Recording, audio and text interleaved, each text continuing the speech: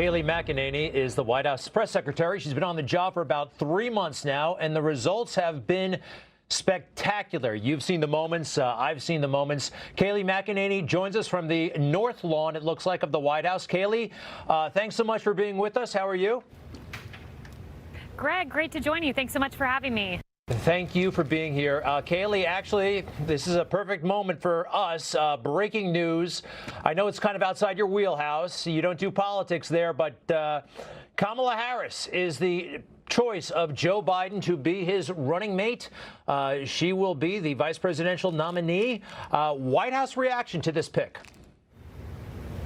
Yeah, you know, it's more the campaign's lane on the specific pick, but what I can say from the White House is this president's record of accomplishment clearly is recognized by the American people, the economy, the jobs that he brought to this country, that he's bringing back to this country, tearing down bureaucratic red tape to get a vaccine by the end of the year, multiple therapeutics, reaching an unprecedented moment in our period's history with results. That is what President Donald Trump does. He's a businessman, and the American people recognize what he's doing each and every day. You know, one thing I did notice, though, President Trump never said he wanted a female White House press secretary. I think 3 of the 4 have been women. It seems to me he wanted the best White House press secretary. Joe Biden put himself in a peculiar box by saying it has to be a woman and it has to be, I guess, a woman of color, it turned out. But with the White House appointments, it looks to me like he's looking for the best people. That's exactly right, Greg. He looks for the best person for the job, and in many cases, that's happened to be women. Sarah Sanders was the first working mom that was a press secretary. I'm the second, with a 9-month-old child, and he chooses to empower working women, specifically working moms, all the way, if you go back to his business career, back when he was running a business when no one was hiring women in the construction business in the 80s, he was elevating them as chief executives. That's what this president does, and you're right, he chooses the best person for the job. So, Kayleigh, you do have one of the hardest jobs, I think, in Washington, in all of government.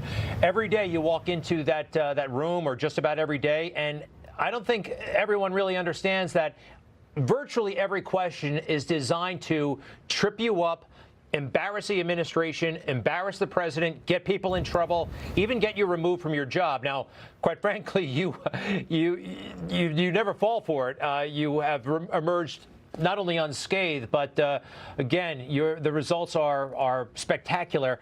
But that is what they're doing, isn't it? It's not my imagination. Oh, there's no doubt. If you look at the way the media has treated this president from day one, he got historic negative coverage, according to a Harvard study. And if you look, it was CNN and MSNBC and some of the worst offenders.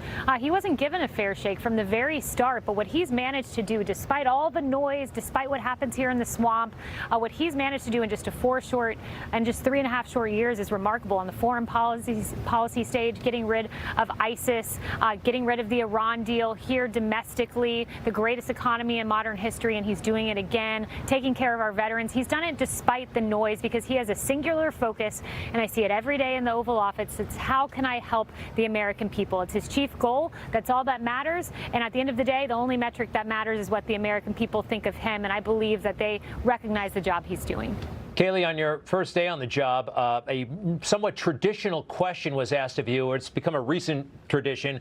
I'll go ahead and play it for the viewers, and we'll talk about it. 100 days since the press secretary stood up there. I wanted to get a better sense of what your plan is. Are you planning to do these on a daily basis at this point? And also, will you pledge never to lie to us from that podium? I will never lie to you. You have my word on that. Okay, the audio is a little rough there in the question, but she asked, would you ever lie to the American people? You pledged not to. I find it a curious question, and it's become traditional. I mean, it's kind of the assumption, isn't it, that we're honest people. The press always poses that question to the press secretary. The press secretary is not to pose that, though, to the assembled journalists. I wonder what kind of response you might get.